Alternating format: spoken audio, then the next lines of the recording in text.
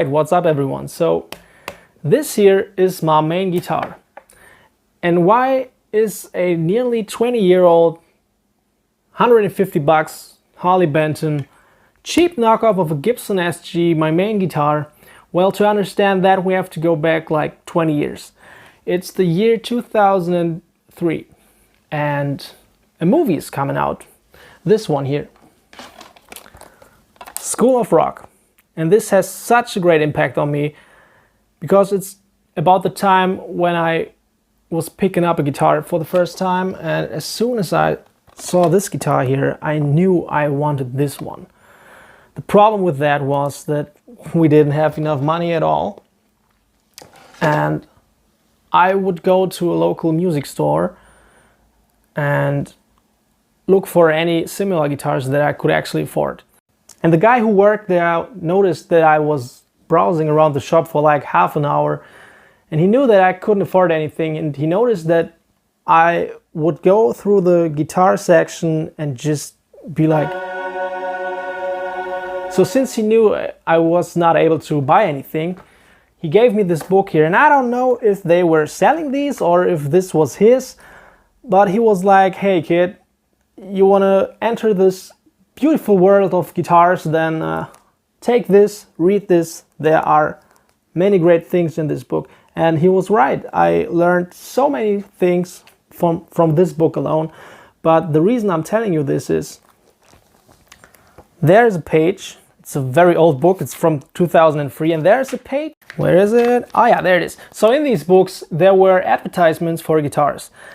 So I found this page of hot deals from Thomann, and again I was looking at all these guitars, and even though the prices today are insane, you could get a Gibson SG special faded for $698. Isn't that insane? But way too expensive. Or even a Fender Mexican Strat, 400 bucks. Nice. And then I saw this Harley Benton HBS580WR, what the fuck ever. 149 bucks.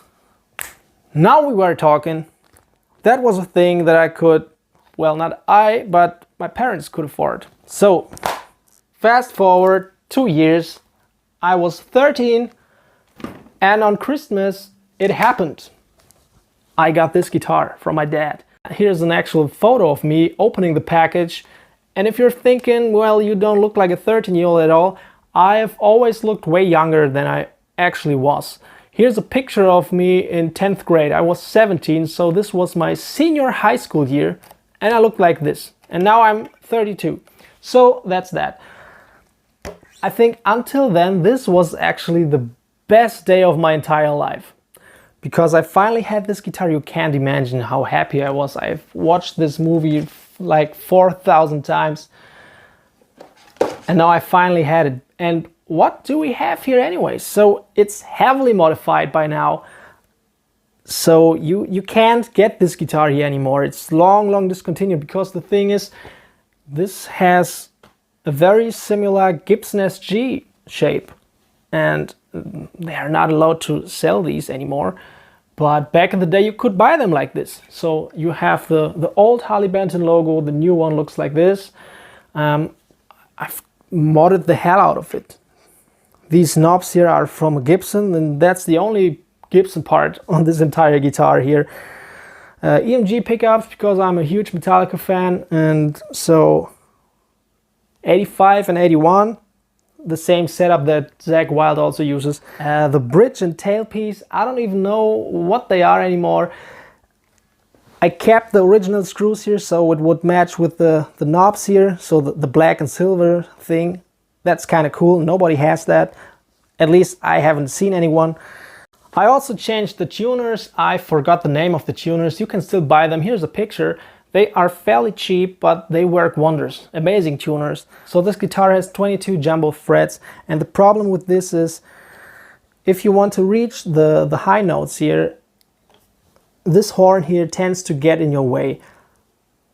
I kind of live with that because I'm not that much of a lead guitar player or a big shredder, but yeah, I got used to it. I mean, this guitar just feels and plays awesome, and the neck is a little chunky, but I got used to it. I have this guitar for so many years now. I can play cleans, I can play blazing fast James Hetfield style riffs on it. I mean, this is my main guitar.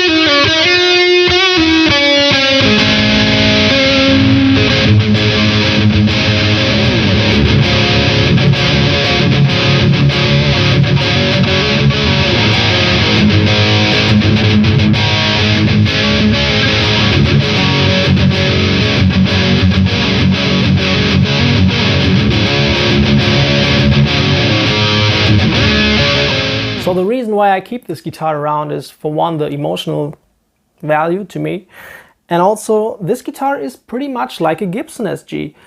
The shape is definitely right, the inlays are right, the binding is right. Sure, it's modded to hell and back, but you know, it's to my liking. The only thing is, it's very, very heavy. I don't know what wood this is. This is a maple neck, but the wood, I don't know about that. But in combination with these EMG pickups, it sounds awesome. So here are some cleans: bridge, middle, and neck pickup.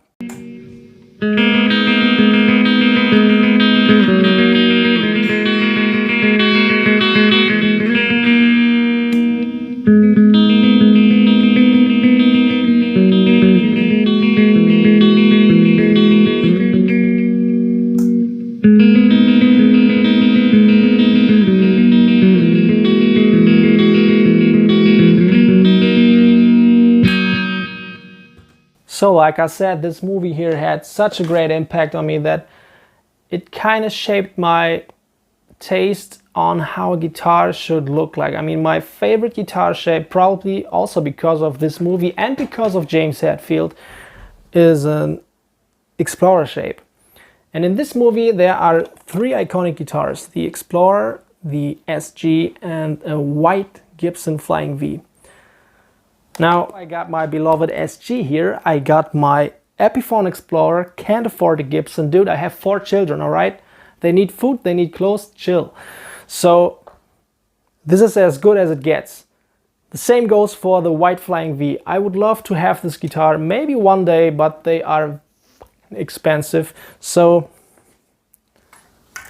Jackson Randy Rhoads Flying V it is.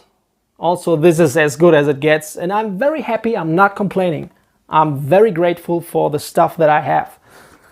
So if you like these kind of guitars, you know, the SG shape, and you are on a budget, then I recommend you to check out Thomann. I'm not getting sponsored or anything, but I do recommend to check out Thomann. They do currently offer a similar model to this, like I said, different shape, but similar one. And these are great guitars. I mean, I've been using this one here for 19 years. So if you're interested in a demo of this guitar, I already did this, so you can check out this video here. And other than that, I thank you very much for watching, and I hope I see you in the next one. Have a nice day.